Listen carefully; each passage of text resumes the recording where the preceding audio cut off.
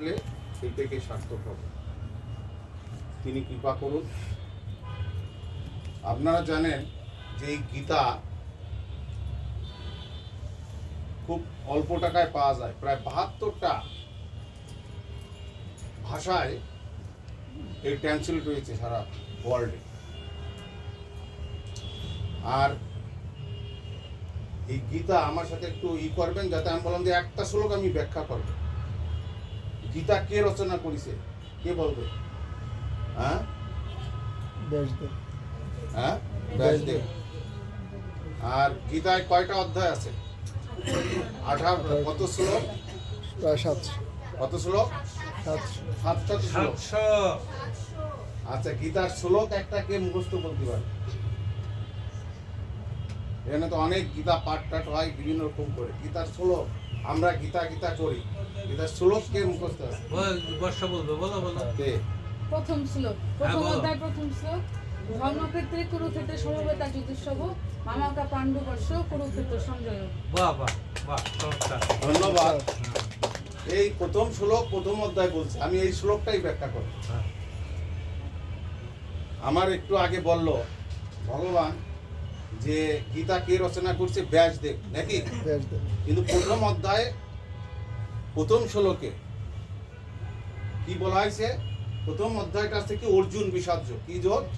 অর্জুন বিষাদ্য। আমি একটা শ্লোক এ বলছে, অনেকে কিন্তু বলার চেষ্টা করিনি বা অনেকেই জানে না। আমি একটা শ্লোক অনেকবার বলবো, আমি মুখস্থ করাই দেবো, পরের বারকে যাওয়ার সময় কিন্তু আমি ধরবো। এই জন্য একটা শ্লোকের পরে আমি কথা বলবো। তার যতদূর সংস্কৃত আমাদের জানা, প্রতিটা শব্দ ভেঙে আপনাদের বুঝিয়ে দেওয়ার আমার গুরু কৃপা পারবো। যাই হোক, প্রথম গীতার আছে প্রথম অধ্যায়ে কি বলা হয়েছে? অর্জুন বিষাদ্য, নাকি? অর্জুনের দুঃখ, বিষাদ। সেই বিষাদ কেন? বিষাদ গীতার বিষাদটা কেন? দুঃখ, তাই না? এই বিষাদটা পরে আসতেছি। সেখানে প্রথম অধ্যায় কি বলা হয়েছে? অর্জুন বিষাদ যোগে বলা আছে ধৃতরাষ্ট্র উবাচ, নাকি?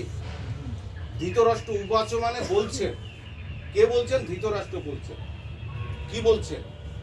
এই যে শ্লোকটা, ধর্মক্ষেত্রে কুরুক্ষেত্রে সমবেতা যুযুৎসব মামেক পাণ্ডব চৈব হিংসুবর্ত সঞ্জয়।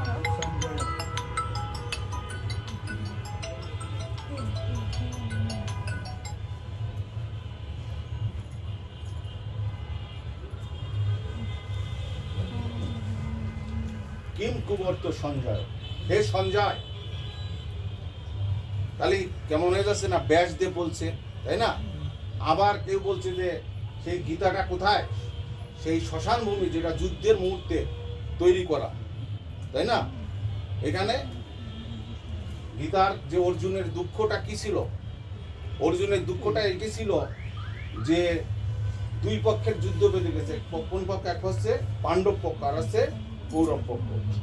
যুদ্ধের মুহূর্তে যখনই আসছেন, তখন ভগবান শ্রীকৃষ্ণকে বলছে, হে বাসুদেব, কার কার সঙ্গে যুদ্ধ করতে চাই, আমি একটু দেখতে চাই। তখন রথটা সামনে নিয়ে নিয়ে যাচ্ছে, যে দেখে যে সামনে পিতামহ ভীষ্ম অস্ত্র নিয়ে যুদ্ধ তীর ধনুক নিয়ে দাঁড়ায় আছে। গুরু দ্রোণাচার্য, আত্মীয় স্বজন পরিজন কৃপাচার্য, কুলগুরু।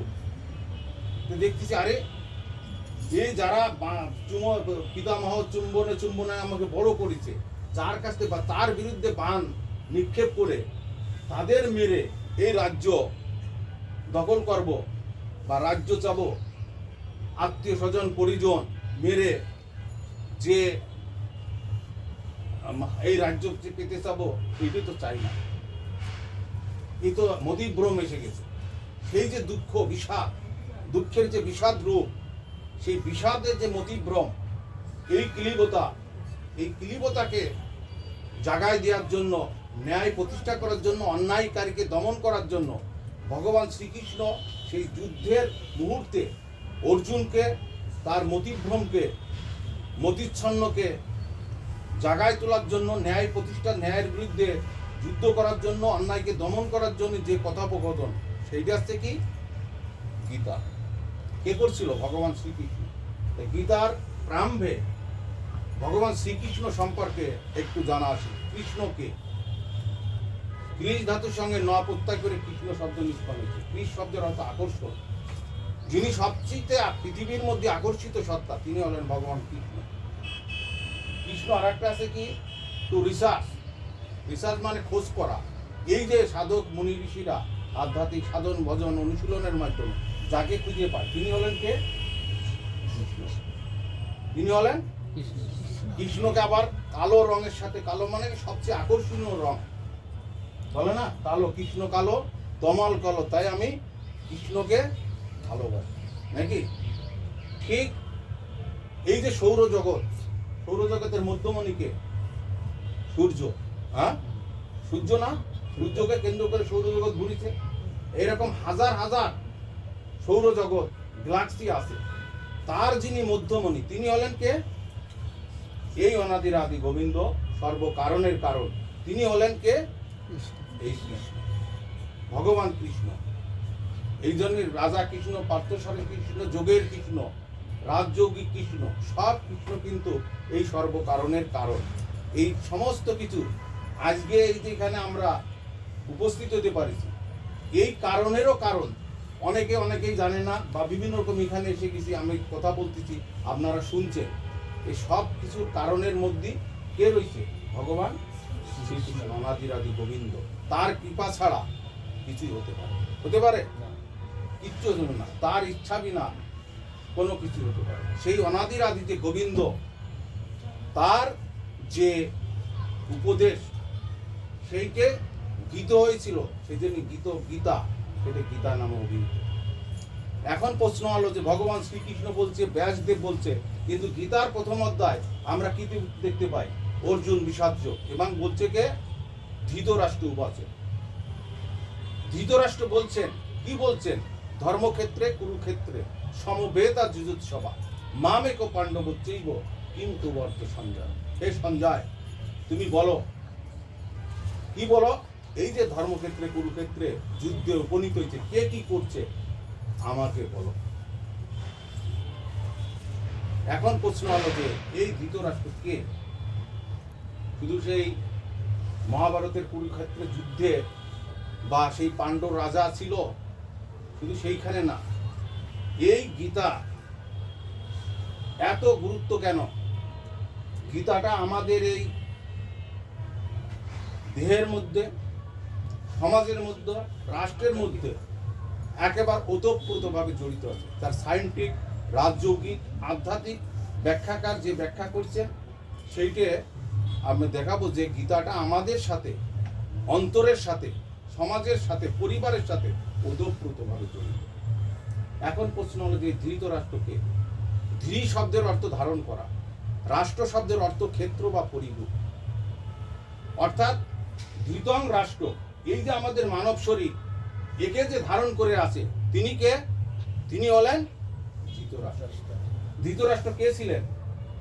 জন্মন্ধ রাজা ছিল, নাকি? জন্মন্ধ রাজা ছিল। তাই এই যে আমাদের রাষ্ট্রকে যে ধারণ করে আছে, কে ধারণ করে আছে? হ্যাঁ, মন। কে? মন কিন্তু এক অন্ধা শক্তি। মন একা কিছু করতে পারে না। পারে? মন কার সাহায্য নিয়ে করে? 10টা ইন্দ্রিয়, হ্যাঁ, ইন্দ্রিয়ের সাহায্য ব্যতিরে মন কোনো কিছু করতে পারে না। এই ধৃতরাষ্ট্র আমাদের শরীর নামক এই যে রাষ্ট্র, যে ক্ষেত্র বা পরিভূ, এই পরিভূকে যে তিনি ধারণ করে আছেন তিনি হলেন কে? না, এই ধৃতরাষ্ট্র। এই মন যদি চলে যায়, দেখবেন যে আগের রাত্রি খুব কথা বলছে, হঠাৎ করে মারা গেছে, তাকে নিয়ে কান্নাকাটি করতেছে। মানুষটা তো রয়েছে, ওর ভিতর থেকে কি চলে গেছে যে তাকে নিয়ে কান্নাকাটি করতেছে। অর্থাৎ এই যে অন্ধ মন এই মানব শরীর থেকে যখনই চলে যায় তখন আর এই দেহের আর কোনো দাম থাকে না, থাকে? অর্থাৎ এই যে ক্ষেত্র বা পরিভূ যিনি ধারণ করে আছেন তিনি হলো অন্ধ মন, ধৃতরাষ্ট্র। আর সে কি কাকে বলছে? সঞ্জয়কে। সঞ্জয়কে, সঞ্জয় অর্থাৎ বিবেক, সমজীবল। আমাদের ভিতর যে বিবেক, সেই বিবেকটা আমাদের যারা নিয়ন্ত্রণে নাই সে তখন খারাপ পথে চলে যাবে। মানুষ খারাপ পথে চলে যায় কেন? তার বিবেক নিয়ন্ত্রণে। প্রত্যেকটা মানুষ কিন্তু জন্মগতভাবে সৃষ্টিশ্রেষ্ঠ জীব, 84 লক্ষ জনি ভ্রমণে পড়ে এই মানব জীবন। কিন্তু মানুষ বিবেকের নিয়ন্ত্রণ নাই বলে সে বিবেকহীন হয়ে যায়, তখন সে খারাপ পথে চলে যায়। এই যে সঞ্জয় সমজীওয়াল, যিনি সব কিছু জানেন, আমাদের বডির মধ্যে খারাপ ভালো সবই জানা যায়, কিন্তু আমরা এই বিবেককে নিয়ন্ত্রণ করতে পারছি না বলে মানুষ খারাপ পথে চলে যায়। গীতাতে প্র্যাকটিক্যাল ভাবে সেই নিয়ন্ত্রণ করার পদ্ধতি দিয়ে দিয়েছেন বলে, সেই পদ্ধতি আছে বলে আজ সেই গীতা এত সর্বশ্রেষ্ঠ গ্রন্থ। অর্থাৎ সঞ্জয় অর্থাৎ আমাদের বিবেক, ধৃতরাষ্ট্র কি আমাদের দেহরূপ রাষ্ট্র ক্ষেত্র পরিভূ, আর সঞ্জয় আমাদের আছে বিবেক সমজীওয়াল, যিনি সব কিছু জানেন। এখন প্রশ্ন হলো যে এই যে গীতার শ্লোক, আমরা জানি যে ধর্মক্ষেত্রে কুরুক্ষেত্রে সমবেতা যুযুৎসবা, পাণ্ডব পক্ষ আর কৌরব পক্ষ যুদ্ধে অবতীর্ণ হয়েছে, কে কি বলছে হে সঞ্জয় বল। এই ব্যাখ্যাটা আপনারা দেখবেন গীতাতে পাবেন। যদি এইখানেই ব্যাখ্যাটা হয়ে যেত তাহলে গীতার এত গুরুত্ব থাকতো না। আধ্যাত্মিক ব্যাখ্যাকার বলছেন আমাদের পরমারাধ্য গুরুদেব, সেই ব্যাখ্যা করতে গিয়ে তিনি বলছেন যে এই যে ধর্মক্ষেত্র এবং কুরুক্ষেত্র, আমি ছোট্ট একটু কথা বলি। এই মহাভারত যুদ্ধ বাঁধার আগে ব্যাসদেব এই হস্তিনাপুরে এসে লাস্ট মুহূর্তে যখন কৃষ্ণ ভগবান শ্রীকৃষ্ণ সন্ধি প্রস্তাব করতে গেল, সন্ধি প্রস্তাব করতে যেয়ে 5টা গ্রাম আর ছিল 5 ভাইয়ের জন্য, তারপরে আরোদের জন্য পুরোটা ছেড়ে দিল, কিন্তু দুর্যোধন বিনা যুদ্ধে নাই দেব সুচদ্রমে দিন। তখন যুদ্ধ অবসম্ভাবী জেনে ব্যাসদেব একদিন এই হস্তিনাপুরে আসে। আসার পরে ধৃতরাষ্ট্র বিদুরে কথা বলে, তখন যুদ্ধ তো অবসম্ভাবী। ধৃতরাষ্ট্রকে বলছে যে মহারাজ আপনি তো দেখতে পারবেন না, আপনি যদি চান এই যুদ্ধ দেখার জন্য আপনাকে দিব্য দৃষ্টি দান করতে চাই। তখন ধৃতরাষ্ট্র বলল যে আমাকে দেওয়ার দরকার নেই, এই দিব্য দৃষ্টি সঞ্জয়কে দেন। তখন সঞ্জয় এই যে বাড়ি থেকে ওখান থেকে দৃষ্টি দিত, আর কুরুক্ষেত্রের যুদ্ধ অনেক দূর, সেই দূরে থেকে সে সব কিছু দেখতেছে। তাহলে আপনি চিন্তা করেন, আমরা আজকে হয়তো গরুর গাড়ি থেকে রকেট, তার থেকে অনেক কিছু এগিয়ে গেছে, সেই বিজ্ঞান চিন্তা করতেছি। কিন্তু ওই সময় দেখেন তো এই যে কর্ডলেস ছাড়া বিজ্ঞান কত উন্নত ছিল, যে ওখান থেকে চিন্তা করছে সে তা বিজ্ঞান কি সেই সময় উন্নত ছিল না? এখন তো আমরা কত কিছু লাইফ স্টাইল চিন্তা চেতনা করছি, কিন্তু সেই সময় চিন্তা করেন যে কত উন্নত ছিল, যে তারা দিব্য দৃষ্টি নিয়ে সেই কুরুক্ষেত্রে যুদ্ধ যাচ্ছে আর সব কিছু বলতেছে। যাই হোক, এই যে সঞ্জয় এবং ধৃতরাষ্ট্র আমরা পেলাম। এখন গীতার প্রথম শ্লোকটা আসা যায়। প্রথম শ্লোকটা কি? ধর্মক্ষেত্রে কুরুক্ষেত্রে সমবেতা যুযুৎসবা মামেকো। মামেকো মানে আমার পক্ষ, কৌরবরা। পাণ্ডব মানে কি? পাণ্ডবরা ধৃতরাষ্ট্রের যে ভাই ছিল তার নাম কি ছিল? পাণ্ডব।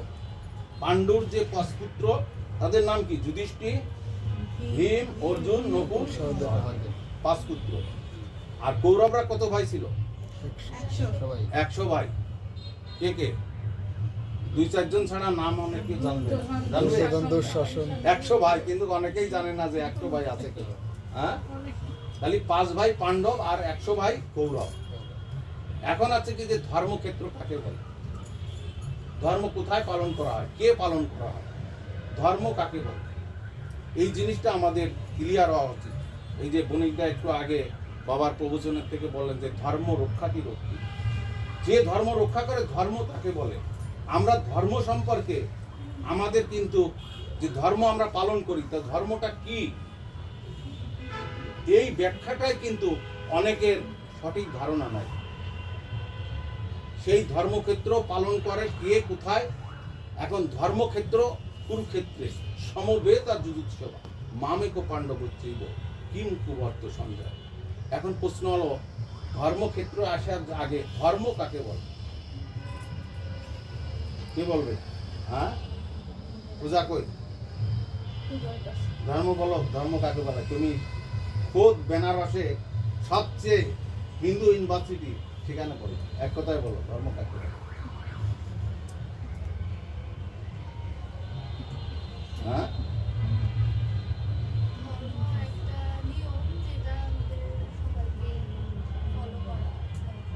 ফলো করা দরকার। Thank you. হ্যাঁ, যা ধারণ করা হয় ধর্ম, ধর্ম একটা নিয়ম, কিন্তু ইউ আর সায়েন্স স্টুডেন্ট। হ্যাঁ, ধর্ম সায়েন্স অনুসারে কি ধর্ম কাকে বলে? যার অস্তিত্বের আস্তিত্বিক বৈশিষ্ট্য বহন করে, নাকি তাকে বলা হচ্ছে কি ধর্ম। যেটা ক্যারেক্টারিস্টিক, প্রপার্টি, টেন্ডেন্সি, স্বভাব, সত্তা, সত্তাগত বৈশিষ্ট্য, তাকে বলা হচ্ছে কি তোমারটা হয়েছে এটা ঠিক আছে, কিন্তু যদি সত্যিকারের ধর্ম চিন্তা করতে হয়, সত্তাগত। আগুনের ধর্ম কি? দাহিকা শক্তি। সে রাজার ছেলেও পোড়াবে, ফকিরের ছেলেও পোড়াবে, যে কোনো জায়গা পোড়ায় শুদ্ধ করে দেবে, নাকি? জলের ধর্ম কি? ভিজানি। আর কি? তৃষ্ণা নিবারণ করা, নাকি দিদিমণি? হ্যাঁ, তৃষ্ণা নিবারণ করা। আর হচ্ছে কি? ভিজানি। দুধের ধর্ম সাদা, নাকি? সাদা না হলে আমরা দুধ বলবো? তাহলে মানুষের ধর্ম কি? হ্যাঁ, মানুষের ধর্ম আছে কি? মানব ধর্ম। মানব ধর্মই ভাগবত ধর্ম, আর ভাগবত ধর্মই হচ্ছে কি? সনাতন ধর্ম। ভাগবত ধর্মই মানে সনাতন ধর্ম। একজন মুসলিম হতে গেলে তারা কয়টা নিয়ম পালন করতে হয় জানেন? হ্যাঁ, 5টা। এই যে 5টা বলতেছে। হিন্দু হতে গেলে কয়টা নিয়ম পালন করতে হয় এটা জানো? মুসলিম হতে গেলে 5টা জানে, কিন্তু হিন্দু হতে গেলে কিছু নিয়ম আছে। আমরা সনাতন, তাদের একটা স্তম্ভ আছে, এই স্তম্ভগুলো পাঠ করলে, পালন করলে তাকে হতে হয়। এ কি জানা আছে? হ্যাঁ, অনেকে জানা নেই, কিন্তু এই দেখেন তারা ঐক্যবাদে বলছে চর্চার জন্য সে নিজে গেছে যে 5টা জিনিস কি? হজ, যাকাত, নামাজ, রোজা, আর হচ্ছে কি কলেমা। এই 5টা জিনিস করলে, ওই কলেমা মানে ইমান, এই 5টা জিনিস করলে হিন্দুদেরও 4টে জিনিস মেনে চলে, তখন সে হিন্দু। ইসলাম ধর্মের স্তম্ভ। হ্যাঁ, হিন্দুদের 4টে স্তম্ভ আছে, এটা জানেন আপনারা? হ্যাঁ, সনাতন ধর্মের মধ্যে সেই 4টে স্তম্ভ পালন করার জন্য ভগবান শ্রীকৃষ্ণ বিভিন্ন সময় বিভিন্ন ভাবে বলছে। হ্যাঁ, 4টে স্তম্ভ কি? এই যে ধর্ম, সনাতন ধর্ম, ভাগবত ধর্ম। ভাগবত ধর্মের 4টে স্তম্ভ। এই যে আমরা ভাগবত পাঠ করি, অনেক কিছু করি। কি কি? বিস্তার, রস, সেবা, তদস্তুতি। বিস্তার, মনের যে বিস্তার, সেই বিস্তার ঘটাতে হবে। এই আছে কি ধর্ম 4টে স্তম্ভ। আমি পরবর্তীতে এর ব্যাখ্যা করব। তাহলে ধর্মক্ষেত্র কি? ধর্ম কোথায় পালন করে? কে পালন করে? শুধু মন্দির, মসজিদ, গির্জা, এইসব জায়গা ধর্ম কে পালন করে?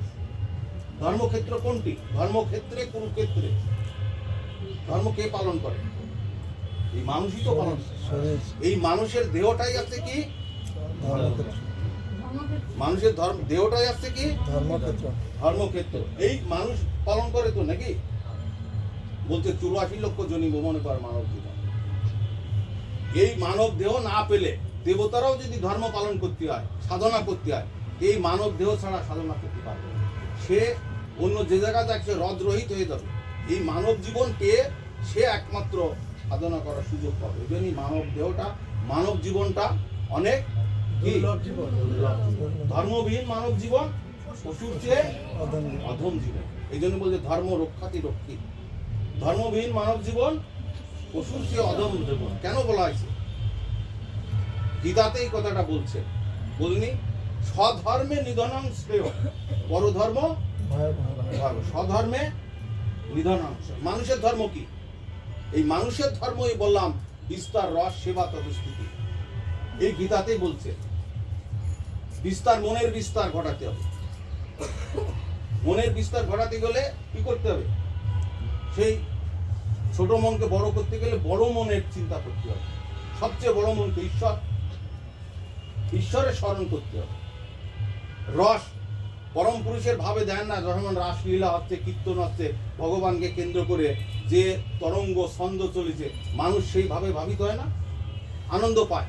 আনন্দ না থাকলে, এই যে এখানে এত কিছু করা হয়েছে, এখানে যদি আনন্দ না পাই, একটু ভালো না লাগে, সেটা কি ভালো লাগবে? অর্থাৎ সেই পরম পুরুষের ভাবের রসবৈশ্য, তিনি হচ্ছে রসবৈশ্য। আজকে যা কিছুই তাকে কেন্দ্র করে রস, এটা প্রত্যেক মানুষের মধ্যে আছে। এটাই মানব ধর্ম। মোরালিটি, অ্যাফিনিটি, নর্মালিটি, বিস্তার, রস, সেবা। প্রত্যেক মানুষের মধ্যে সেবা থাকতে হবে, নাকি? সেবা সেবা করতে হবে এবং তাতে স্থিতি থাকতে হবে। এই জিনিসগুলো থাকলে ঠিক হজ, জাকাত এগুলো সেবার মধ্যেই পড়ে যাচ্ছে। ইমান, তার ঈশ্বরের বিশ্বাস, ঠিক আমাদের এই চারটে জিনিস ভগবান শ্রীকৃষ্ণ বলছেন যে স্বধর্মে তুমি, এই স্বধর্মে তুমি সেই ঈশ্বরের পথে থেকে যদি তোমার মৃত্যু হয়, ভগবান শ্রীকৃষ্ণ তোমার দেশে সেই সময় কিন্তু 3500 4000 বছর আগে মতান্তরে বলে, সেই সময় কিন্তু হিন্দু ধর্ম, মুসলমান ধর্ম, খ্রিস্টান ধর্ম ছিল না, ছিল 1400 বছর আগে, কেউ 2000 বছর আগে, কেউ 3000 বছর আগে, তার আগে গীতা দিয়া। সেই স্বধর্ম যদি হিন্দু ধর্ম, মুসলমান ধর্ম, খ্রিস্টান ধর্ম আনিছে তা না, মানুষ তো আর তার মানব ধর্ম, ভাগবত ধর্ম, এই সনাতন ধর্ম। আর সনাতন ধর্মই হচ্ছে সেই সত্য সনাতন ভাগবত কালচারকে ধারণ করা। এই ধারণটাই কে করে? এই মানুষ করে। তাহলে ধর্ম কোথায় পালন করা হয়? এই মানব দেহ ধর্ম। ধর্মক্ষেত্রে কুরুক্ষেত্র কি? কুরুক্ষেত্র মানে হচ্ছে কি, এই যে 10 মাস 10 দিন মাতৃ জঠর থেকে যখনই ভূমিষ্ঠ হয়েছে, এই ক্ষেত্রের মধ্যে পড়েছে, এইটা থেকে কুরুক্ষেত্র। এখানে কিছু করতে হবে, না করে আপনি থাকতে পারবেন না। Stop is death. যদি স্টপ হতে যান, আপনার মৃত্যু হয়ে যাবে। এই কুরু মানে কিছু আপনাকে এখানে করতে হবে। এখন কি কাজ করবেন, সেই কাজগুলোকে আপনাকে দেখতে হবে। কুরুক্ষেত্র একটা গেল ধর্মক্ষেত্রে, এই মানব দেহদা, আর এই সংসার রূপ যে ক্ষেত্রটা, এইটা হচ্ছে কুরুক্ষেত্র। ধর্মক্ষেত্র গেল, কুরুক্ষেত্র গেল। এইবার ধর্মক্ষেত্রে, কুরুক্ষেত্রে সমবেতা যুযুৎসবা। সমবেত হয়েছে কারা? সমবেত হয়েছে মামে পক্ষ, আর আছে কি কৌরব পক্ষ। মাম পক্ষে কয় ভাই? 5 ভাই। কয় ভাই? 5 ভাই। যুধিষ্ঠির, ভীম, অর্জুন, নকুল, সহদেব। আর কৌরব পক্ষ কত? 100। সেই কৌরব পক্ষই আমাদের এই মানব দেহধারে বিরাজিত। পাণ্ডব পক্ষ আমাদের বিরাজিত। মানব দেহে ষটচক্র আছে। এই মানব দেহধারে ষটচক্র আছে কি কি?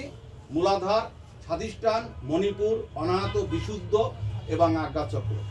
তো মানুষের এই যে মেরুদণ্ডের লাস্ট অফ দি পয়েন্ট, অর্থাৎ মূলাধার চক্রে, সেটা হচ্ছে কি, সেখানে হচ্ছে কুল বলা হচ্ছে, মূল আধার। এই পুরো আধারটাকে যিনি ধারণ করে আছেন, সেটা হচ্ছে মূলাধার চক্র। এই মূলাধার চক্রে যে অবস্থান, তিনি হচ্ছে সহদেব। এখানে 4টে বৃত্তি কাজ করে: ধর্ম, অর্থ, কাম, মোক্ষ। ধর্ম এখান থেকে তৈরি হয় মূলাধার চক্র থেকে, অর্থ অনর্থ এখান থেকে তৈরি হয়, কামনা বাসনাও এখান থেকে তৈরি হয়।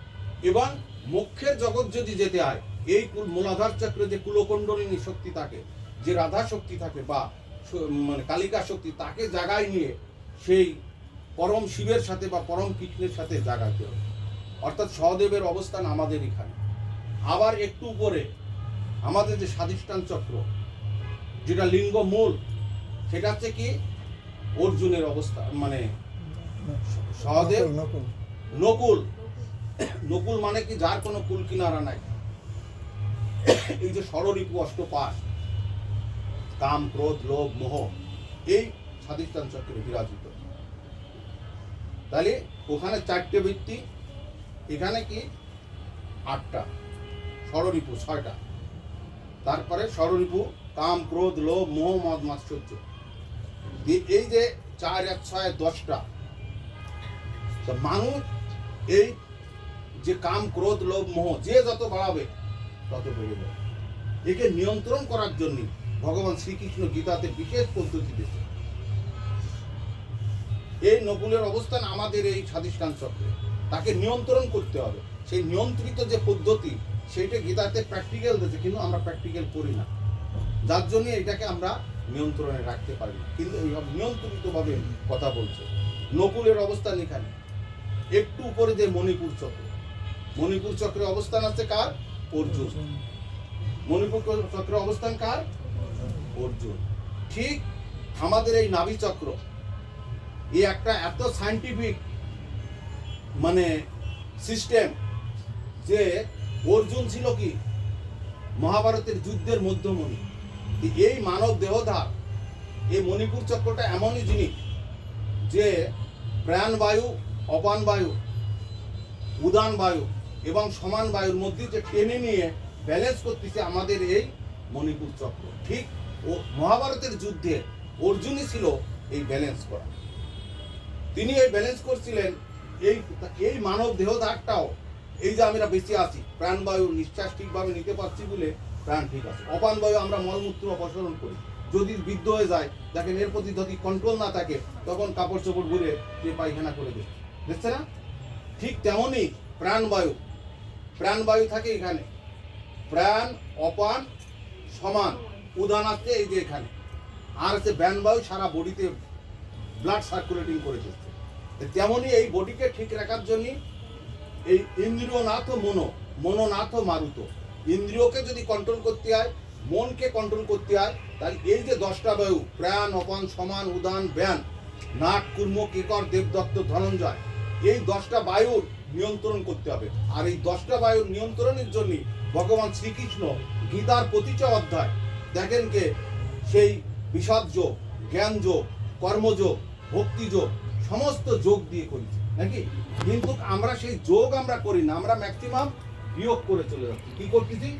বিয়োগ করে যাচ্ছি, যার জন্য আমরা অচিরেই শরীরের মাঝপথে যে অসুস্থ হয়ে যাচ্ছি। আমরা কি হয়ে যাচ্ছি?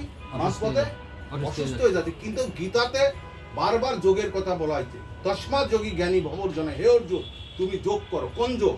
সংযোগ যোগ, জীবাত্মাকে পরমাত্মার সাথে মিলন ঘটানো।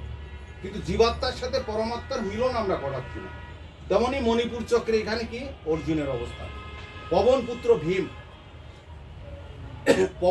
ভীম, এই ভীম অর্জুন নকুল সহদেবের জন্ম কাহিনী আপনারা জানেন, কিন্তু এটা ডিটেলস করতে গেলে সময় অন্যান্য চলে যাবে। আমি শুধু হালকা ব্যাখ্যা করছি, কারণ আমরা যদি গীতার ব্যাখ্যা করি ব্ল্যাকবোর্ডে মিনিমাম যে কোনো একটা শ্লোক 3 ঘন্টার নিচে এই ব্যাখ্যা করা যায় না, যেটা আমি আধা ঘন্টার মধ্যে ব্যাখ্যা করব।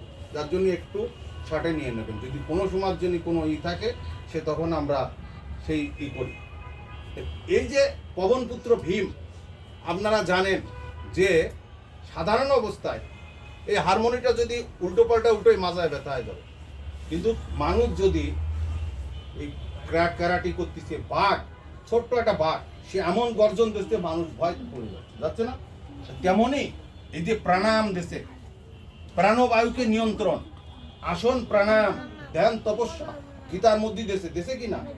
এই যে অষ্টাঙ্গিক যোগ সাধনার কথা বলা হয়েছে, এই যোগ সাধনা যদি কেউ করে, নিঃশ্বাসকে নিয়ে নিয়ন্ত্রণে আনে, তাহলে এই বডি মনকে সে সুস্থ রাখতে পারে, প্রাণকে নিয়ন্ত্রণের মধ্যে নিয়ে আসতে পারে। কিন্তু সেই যে প্রাণায়াম, সাধনা, বিজ্ঞান, ধ্যান তপস্যা, এইগুলো আমাদের মধ্যে থেকে অটোমেটিকভাবে আউট হয়ে গেছে।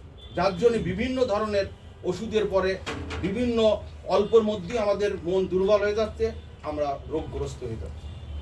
রোগগ্রস্ত হওয়ার পিছনে এই যে যোগযুক্ত যে গীতাটা আমাদের জীবনের জন্য অপরিহার্য এবং আমাদের শরীর মনের সাথে, সংসারের সাথে, বিশ্বের সাথে ওতপ্রোতভাবে জড়িত, সেইটার সাথে আমরা মিলে চলি না।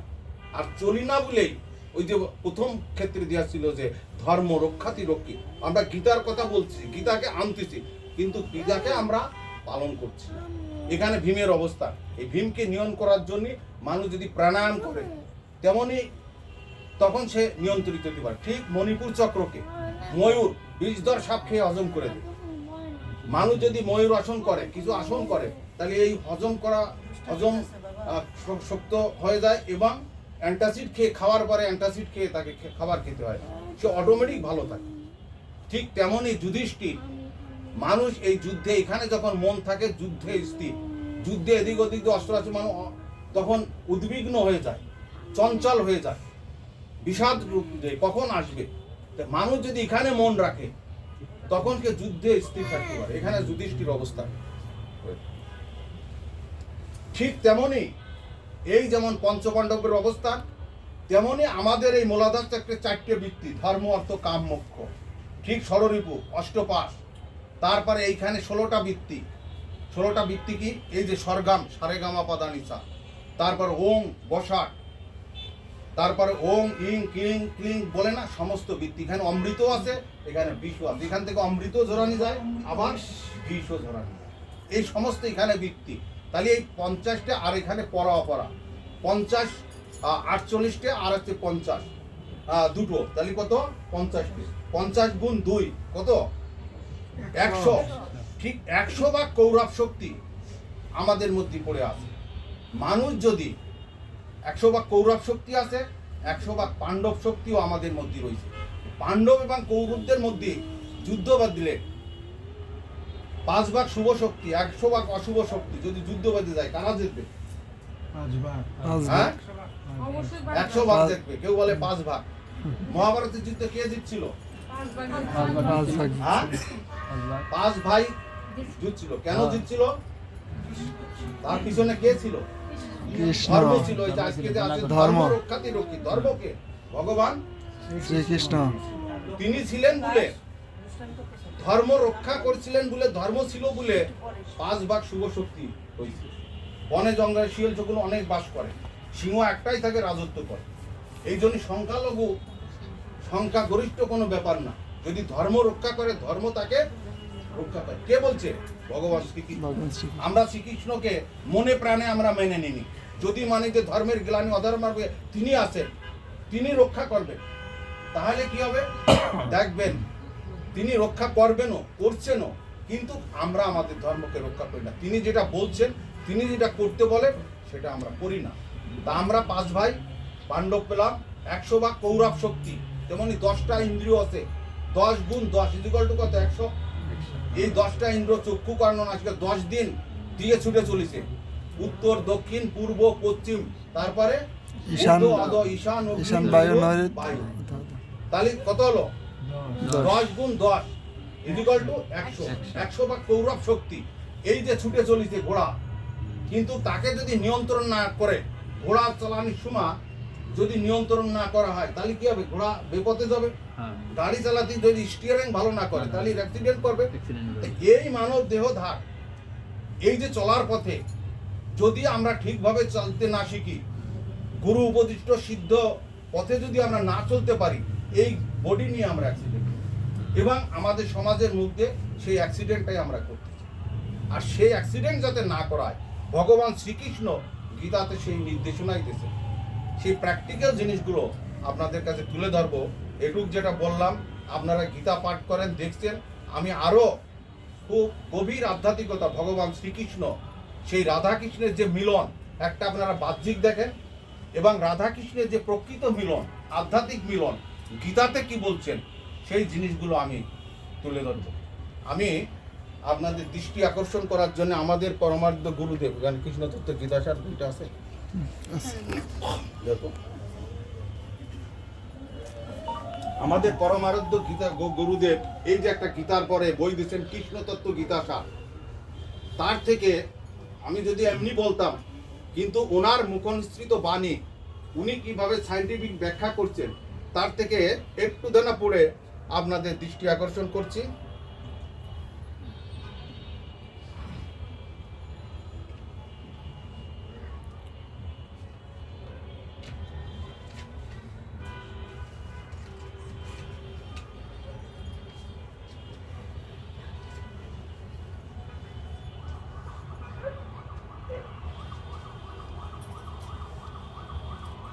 এই যে রাধা কৃষ্ণের যে মিলন বলা হচ্ছে, আমরা রাধা কৃষ্ণের অনেক সময় কীর্তন শুনতে শুনতে বলে না যে এইবার রাধা কৃষ্ণের মিলন হলো, বল বাজিয়ে উঠলো, সবাই হরিবোল হরিবোল করে চলছে না? এটা হচ্ছে কি বাহ্যিক রাধা। প্রকৃত রাধা গীতাতে কি বলছে, সেই জিনিসটা আপনাদের আমি পড়ে শোনাচ্ছি, তারপরে আমি বলবো। গীতাতে রাধা নাই। এই যে জীবভাব, জীবভাব মানে আমাদের ভিতরে যে কুলকুণ্ডলী শক্তিতে রয়েছে, সাধনার দ্বারা উপরে উঠে যাচ্ছে, কৃষ্ণের দিকে যাচ্ছে, পরম শিবের দিকে যাচ্ছে, সহস্রার পিনিয়াল গ্ল্যান্ডের দিকে যাচ্ছে। এর সঙ্গে মন ক্রমশ অন্তলোকের পানে ক্রমশ ভিতরের দিকে যেতে থাকে। এর মধ্যে বৈষ্ণবতন্ত্রে যখন কুলকুণ্ডলী অর্থাৎ রাধাভাব নাভি অর্থাৎ মণিপুর চক্রের মধ্যে ঘোরাফেরা করে সেটাকে বলা হয় ব্রজভাব। একটা ব্রজভাব, ব্রজ মানে আনন্দে চলা, ব্রজ গোপী খেলে হরি, তারা আনন্দের সাথে চলে। একটা হচ্ছে কি ব্রজভাব, এই মূলাধার থেকে যখন মণিপুর পর্যন্ত সেটা হচ্ছে কি একটা ভাব, ব্রজভাব। আর যখন নাভি থেকে ত্রিকুটির মধ্যে ঘোরাফেরা করে সেটাকে বলা হচ্ছে গোপী ভাব। গোপ, গোপী মানে ভক্ত, গোপায়তে যশা গোপ, যিনি কৃষ্ণের অনুগত্য ভক্ত। আর ত্রিকুটির ঊর্ধ্বে উঠলে সেটাকে বলা হয় অদ্বয় ভাব বা রাধা ভাব। রাধা কি? রাধা একটা ভাব, ভক্তের কাছে ভগবানের যে মিলন, সেই ভাবটাকে বলা হচ্ছে কি রাধা ভাব।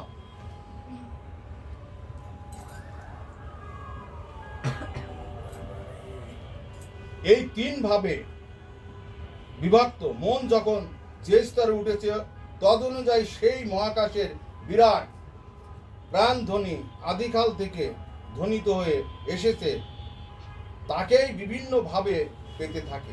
কখনো প্রথমে শুনছে মেঘের গর্জন, কখনো নুপুরের ধ্বনি, কখনো শুনেছে সমুদ্রের গর্জন। এরকম ভাবে শুনতে শুনতে যখন মন ত্রিকুটির কাছে এসে পৌঁছায় তখন সে শোনে সুমধুর বাঁশির ধ্বনি। বাঁশির ধ্বনি মহাকাশের ওঙ্কারের বিভিন্ন অভিব্যক্তি। এই ত্রিকুটি অতিক্রম করার সময় এই রকমের ওঙ্কার ধ্বনি শুনতে পায়। আর যখন পরম শিব বা কৃষ্ণের সঙ্গে এসে পৌঁছে যায় তখন কোনো ধ্বনি নেই, নীরবতাই ধ্বনি। There is no expression. সাধনার কতকগুলো গোপন দিক এখানে কি বলা হচ্ছে যে এই যে রাধা ভাব, রাধা ভাব কি মন যখন এই কুলকুণ্ডলিনী থেকে মণিপুর পর্যন্ত আসে, আর এই কুলকুণ্ডলী থেকে মণিপুর শ্যাম গেল মধুপুরা, প্লিজ, শ্যাম গেল মধুপুরা হাম কুলোবালা। মানুষের তিন ধরনের দুঃখ আছে। কয় ধরনের? কয় ধরনের দুঃখ? তিন ধরনের দুঃখ। একটা আছে জাগতিক দুঃখ, কি জাতি ভৌতিক, এটা হচ্ছে কি আদি ভৌতিক, নাকি আদি ভৌতিক দুঃখ। আর আছে কি আদি দৈবিক দুঃখ। আর একটা দুঃখ কি আধ্যাত্মিক। আদি ভৌতিক যে দুঃখটা জাগতিক জগতে, যেমন মানুষের খাদ্য বস্ত্র বাসস্থানের যে অভাব, সেই অভাবটা মানুষ যদি একটু চেষ্টা করে, তার জীবনযাত্রা একটু ঘুরায় ফেরায় নেয়, তাহলে এই অভাবটা সে পূরণ করে দিতে পারে, পারে কি না? মানুষ যদি একটু চেষ্টা করে, প্লিজ নড়াচড়া না দিয়ে ভিতরে ঢোকো। হ্যাঁ, এ হচ্ছে কি জাগতিক জগতের আদি ভৌতিক অভাব। আর আদি দৈবিক মানে মানসিক জগতে, মানসিক জগতের অন্ধকার দূর করার জন্য, দুঃখ দূর করার জন্য অনেক সময় আমরা কি করি, কোনো জায়গায় যাই, ভালো বই দেখি, বই পড়ছি, ভালো ধর্ম পাঠ করতেছি, এটা হচ্ছে কি আদি দৈবিক। আর আধ্যাত্মিক দুঃখ কি এই যে শ্যামগুলো মধুপুরা, হাম কুলোবালা। মধুপুরা মানে মথুরা, মথুরা অনেকেই গেছেন, বৃন্দাবন ছেড়ে কৃষ্ণ মথুরায় চলে গেছিল না? হ্যাঁ, যদি কেউ কৃষ্ণ চায় কোনো বাধা নয়, নাকি কোনো বাধা তাকে আর বাধা দিতে পারে না। যদি কৃষ্ণকে চায় মনে প্রাণে। শ্যাম গেল মধুপুরা হাম কুলোবালা। মধুপুরা মানে মথুরা, অর্থাৎ কৃষ্ণ আছে কোথায়? এই যে আমাদের সহস্র চক্রে, এই মানব দেহে যা আছে দেহভাণ্ডে, তা আছে বিশ্ব ব্রহ্মাণ্ডে, যা আছে বিশ্ব ব্রহ্মাণ্ডে তা আছে এই দেহভাণ্ডে। এই সহস্র চক্রে কৃষ্ণের অবস্থান, পরম শিবের অবস্থান। আর আধ্যাত্মিক দুঃখটা কি? শ্যাম গেল মধুপুরা হাম কুলোবালা। রাধা সেই এই যে মূলাধার চক্রে সে অবস্থান করতেছে, এই মূলাধার চক্রে রাধা কৃষ্ণের সাথে মিশে যেতে চায়, ভক্ত ভগবানের সাথে মিশে যায়, জীব ভাব শিব ভাবের সাথে মিশে যেতে চায়। কিভাবে মিশবে না? এই যে সদ্গুরু বোঝ সিদ্ধ বীজমন্ত্রের মাধ্যমে যখনই মানুষ সাধনার মাধ্যমে ধ্যান করে, তপস্যা করে, যোগ করে, অষ্টাঙ্গিক যোগ করে, যম নিয়ম আসন প্রাণায়াম প্রত্যাহার ধ্যান ধারণা সমাধি, এই যে এই যোগের মাধ্যমে বিবেকানন্দ বলেন, এই যে পাশেই লোকনাথ বাবার যে আশ্রম আছে বারোদিকে আছে, তিনি কি করছেন? উনি বলছে যে রণে বনে জঙ্গলে যখন আমার স্মরণ করিবে আমার সমস্ত বিপদ হইতে রক্ষা করিব। এই কথার নিচেই লেখা আছে। কারণ আমি দীঘাতে একবার পোস্টিং ছিলাম আজ থেকে প্রায় 30 বছর আগে, 30 কি 32-33 বছর আগে। তখন আমাকে একটা অনুষ্ঠানে নিয়ে আসছিল এই লোকনাথ বাবার সম্পর্কে একটা লেকচার দেওয়ার জন্য।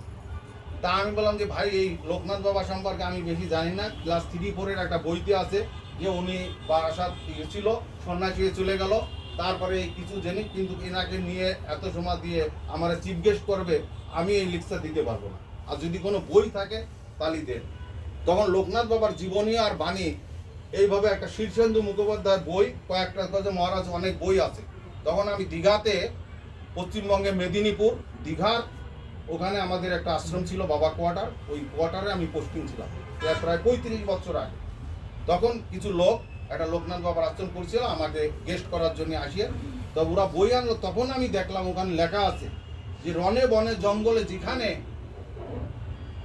আমার নাম স্মরণ করবে আমি তাকে সেইভাবে রক্ষা করি। এই কথার অর্থ বুঝতে হইলে অবশ্যই তাকে যম নিয়ম আসন প্রাণায়াম প্রত্যাহার ধ্যান ধারণা সমাধির মাধ্যম দিয়ে আমাকে বুঝতে হবে। আমি আগেও ছিলাম, এখনো আছি, ভবিষ্যতেও থাকবো। আমার চরণ ধরে লাভ নাই, আমার আচরণ কর। আজকে দেখেন সেই লোকনাথ বাবার যে আচরণ, যিনি যোগ সাধনার মাধ্যমে ধ্যান তপস্যার মাধ্যমে সেই ভগবান গাঙ্গুলি কত বছর ধরে তাকে তপস্যা করাইছে, নিজে ভিক্ষা করে খাওয়াইছে। তৈলঙ্গ স্বামীর ওখানে যে তিনি বিভিন্ন জায়গা ঘুরছে, সিদ্ধ লাভ করছে, তিনি যে সাধনার সিদ্ধ ফসল নিয়ে আসলেন, তিনি যে সাধনার সিদ্ধ ধান নিয়ে আসলেন, দেখেন একটা লোক এখানে পাইনি। কেন? লোকনাথ বাবার কাছে যে গেছে, বাবা আমাকে আমার মেয়ের বিয়েটা দিয়ে দেন, আমার পেট ব্যথা করতেছে, বাবা আমাকে ছেড়ে দেন, খালি এইগুলো দেশে। একদিন লোকনাথ বাবা 12 দিতে খুব রেগে গেছে, কারণ ওই সব ভক্তরা আইছে খাবার টাবার নিয়ে আসে। এখন এই হরিবল বলতেছে, লোকনাথ বাবা চিত যে আমার যে সাধনার সিদ্ধ ফল ভক্তরা এটা শিখুক, শিখে জীবন উন্নতি লাভ করুক।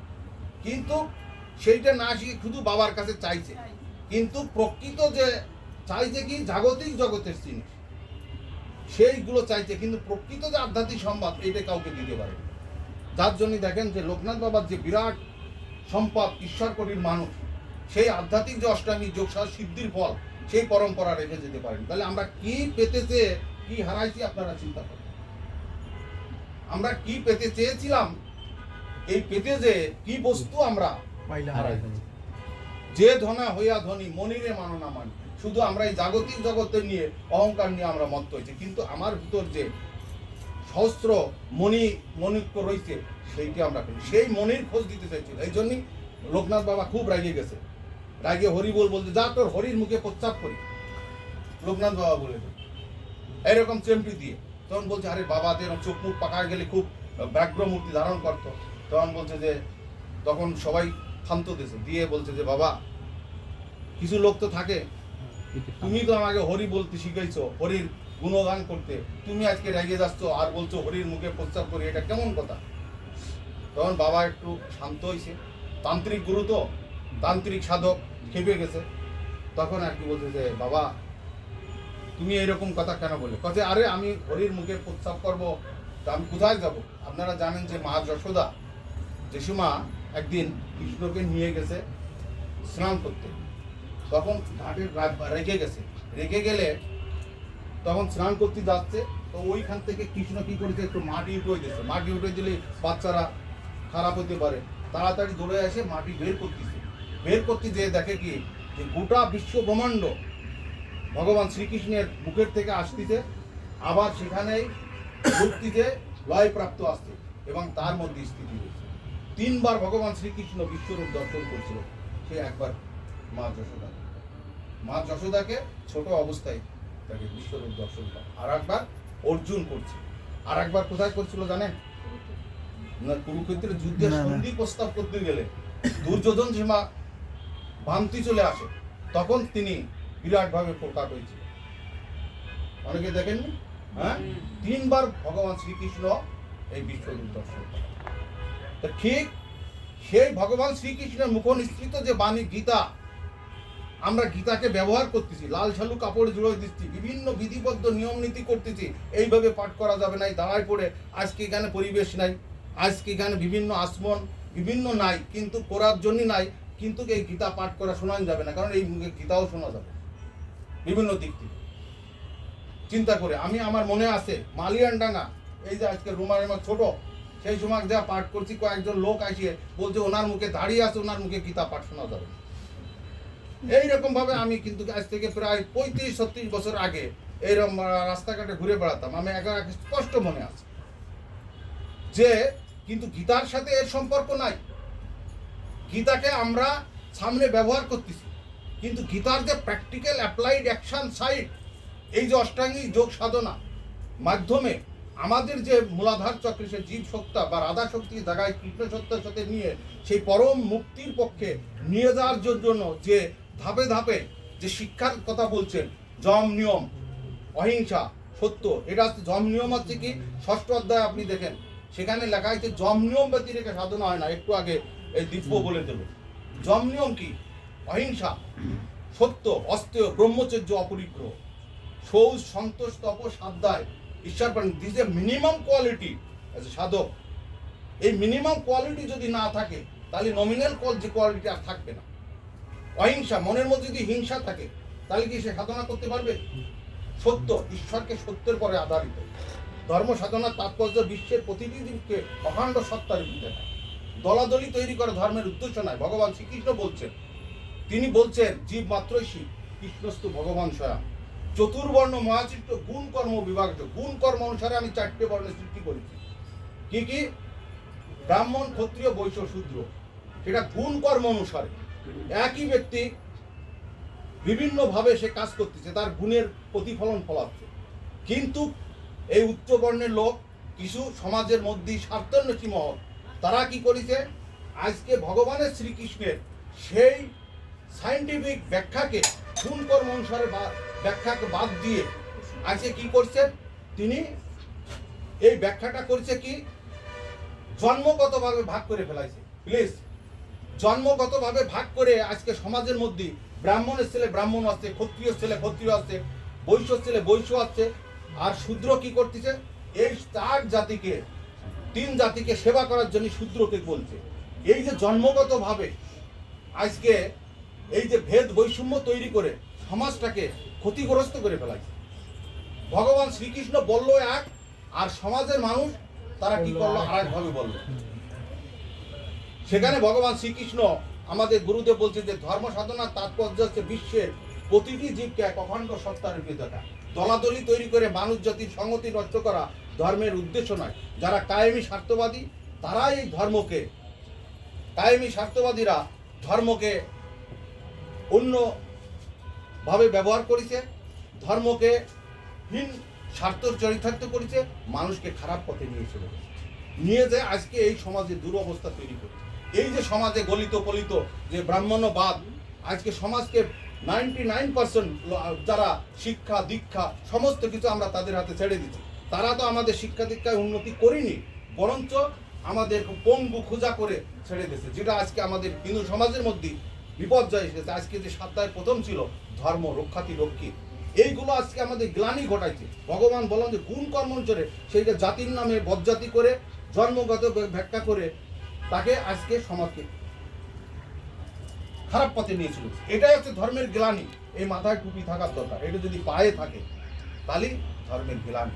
আজকে ধর্মের গ্লানি ঘটে এই সমাজে জাতির নামে বৈষম্য তৈরি করে, এই যে বজ্জাতি করে সমাজকে খণ্ড করেছে। ভগবান শ্রীকৃষ্ণ এটা তো চাইনি। ভগবান শ্রীকৃষ্ণ যে বিজ্ঞান ভিত্তিক সায়েন্টিফিক ব্যাখ্যা করেছে সেটা বলছে। আজকে ভগবান শ্রীকৃষ্ণ গীতাতে বলছে কর্মান্নবাদিকার আসতে মা ফলসে করো। তুমি কর্ম করো, ফলের আশা করো। কর্ম করো, ফলের আশা করো না। ফল আমার আছে। আজকে ভগবানের প্রতি সমর্পিত রেখে যে কর্ম করেছে ফল তাকে দিতে। বুকে হাত দিয়ে বলেন যে আমি ভগবানের সমর্পণ দিয়ে তার চরণে রেখে আমি কাজ করেছি, সেই ফল পাননি, সে ফল অবশ্যই পাই। যদি তার এদিক ওদিকতে সরে যান সেই দায়িত্বটা আপনি পাবেন। এই জন্য কর্মান্নবাদিকার আসতে মা বলছে। আজকে দেখেন আমরা কর্ম করার আগে ফলের আশা করি, ফলের আশা করি, এটা দাও ওটা দাও, ভগবানের কাছে যাচ্ছি স্বার্থপরের মতন শুধু you give something, he give something, এ কিছু দিয়ে বিনিময়ে কিছু চাচ্ছি, মিউচুয়াল আন্ডারস্ট্যান্ডিং বিজনেস। কিন্তু ভগবান কৃষ্ণ বলছে তুমি কর্ম করো কিন্তু ফলের আশা করো না। আমরা যাই খালি ফল আশা করতেছি, কিন্তু প্রকৃত কর্ম কাকে বলে? এই জীবাত্মাকে পরমাত্মার সাথে অর্থাৎ ভগবান কৃষ্ণের সাথে মিলেমিশে একাকার হয়ে যাওয়া। আর সেটা কিসের মাধ্যমে পাওয়া যাবে? এই গীতার মধ্যে দিয়ে যে অষ্টাঙ্গিক যোগের কথা বলা হয়েছে, যম নিয়ম, আসন, প্রাণায়াম, প্রত্যাহার, ধ্যান ধারণা, সমাধির মাধ্যমে এই প্র্যাকটিক্যাল অ্যাপ্লাইড হয়েছে। এই শিখেছে না কেন? তাহলে এই যে মানুষ যাচ্ছে, যাইয়ে এগুলো নিয়ে যাচ্ছে সাধারণ ঘন্টা মূল্য বাড়ি দিয়ে, তার সাধারণ এই যে লোকনাথ বাবার কাছ থেকে যে কিছু পাইছে, কিন্তু প্রকৃত সম্পদ সে পায়নি। আমি ছোট্ট একটা গল্প দিয়ে শেষ করে দিচ্ছি, আর করে না, ছোট্ট একটা ইসের মাধ্যম দিয়ে শেষ করে দিচ্ছি। একজন লোক, ব্রাহ্মণ, সে এক সাধুর কাছে যেয়ে বলতেছে যে দেখেন মহারাজ, আমি খুব অভাবগ্রস্ত, আমার অভাব মোচন করতে। আমি একটা সাধু মানুষ, এই যে ধ্যান তপস্যা করতেছি, আমি তোমার অভাবগ্রস্ত কি করব? তুমি যাও বড় বড় ব্যবসা করো, কাজ করো, সেইভাবে অভাব পূরণ করো। না, একবার পায়ে ধরে বসছে যে না, আমার অভাব পূরণ করতে হবে। এ আর ছাড়ে না, তখন আর কি করবে? আচ্ছা ঠিক আছে রাখ। ও যাইয়ে নদীর কাছে থেকে নদী খুঁড়ে একটা পাথর বের করেছে, কি কোষ্টি পাথর। যা, এই কোষ্টি পাথর যেখানে লোহায় ঘটাবি শোনা হয়ে যাবে। তো ও কি করেছে, ওই কোষ্টি পাথরটা মাদুলি ছিল, মাদুলি যেই দেশে ফ্যাট করে শোনা হয়ে গেছে। আচ্ছা এটা তো প্রস্তুত হলো, তখন তো আনন্দের সাথে যাচ্ছে, আর এইটা দিয়ে সাধু ধ্যানে বসে গেছে। তো ভাবতেছি, আরে এই কোষ্টি পাথরের সে কি ধন আছে যে আমারে দিয়ে নিশ্চিন্তায় ধ্যানে বসে গেল? নিশ্চয় এর থেকে কোনো বড় ধন আছে। তখন বলছে যে ও মণি ফেলাই দিয়ে বলছে, মহারাজ, যে ধনে ধনী হইয়া ধনী, মনিরে মানো না মানি। আমি ওই ধন কিছু চাই না, সেই ধন কিছু ফিরে দাও। এই বহু মণি মুক্তা আমাদের এই গীতা গ্রন্থের মধ্যে পড়ে আছে। আপনারা যদি আধ্যাত্মিক সাধনার মাধ্যমে, ধ্যানের মাধ্যমে, তপস্যার মাধ্যমে সেই ধন অর্জন করেন, প্রত্যেকেই দেখেন আপনারা ভালো থাকবেন, ঈশ্বর আপনাদের কল্যাণ করবে। মুক্তি মোক্ষের জন্য অন্য কোনো দৌড়াতে হবে না। এই গীতাটাকে যদি আমরা লাইফ ফিলোসফি মনে করি, ভগবান শ্রীকৃষ্ণকে লাইফ ফিলোসফার মনে করি, সেই জিনিসটা যদি করি, আমাদের গুরুদেব সেইটাই বলছেন, শিব এবং কৃষ্ণ, সেই শিব কৃষ্ণ বাইরে নয়, সেই রাধা শক্তি আমাদের মধ্যে আছে, কৃষ্ণ শক্তি। তাকে জাগাতে হবে কিসের মাধ্যমে? সদ্গুরু উপদেশ সিদ্ধ বীজ মন্ত্রের মাধ্যমে। যখনই জপ করবেন, তখন দেখবেন আপনি যে কোনো মানুষকে আসুক, আমি 7 দিনে তাকে গ্যারান্টি দেবো, তাকে সেই স্পন্দনিক ধ্বনি শোনার জন্য বা অমুক শোনার জন্য যদি সে যম নিয়ম, আসন, প্রাণায়াম করে গীতার যে নীতি অনুসারে আধ্যাত্মিক সাধনা করে, যোগ সাধনা করে, সে অবশ্যই শুনতে পারবে। যা হোক, আমার মনে হচ্ছে বেশি দেরি হয়ে গেছে। আমার একবার বলছে জোরে বলতে, টিউনটা একটু বেশি হয়ে গেছে। ক্ষমা সুন্দর দিয়ে দেখবেন, গীতার টিউনটা এরকম হয় না, তবুও এরকম দাঁড়াই পড়ে সবাইকে মনের মধ্যে ঢুকানোর জন্য। এরপরে যদি আমার আলোচনায় কেউ ব্যতীত হন, ক্ষমা সুন্দর দিয়ে দেখবেন। এই গীতার শ্লোক বললাম যে এরকম না, মিনিমাম 2-3 ঘন্টা এটা ব্ল্যাকবোর্ডে ছাড়া এর এক একটা ব্যাখ্যাকে করতে গেলে, এই কুলকুণ্ডলিকে জাগাতে গেলে তার ব্যাখ্যা রয়েছে। ধর্মক্ষেত্রে বুঝতে গেলে মিনিমাম আরও সময় দিতে হবে।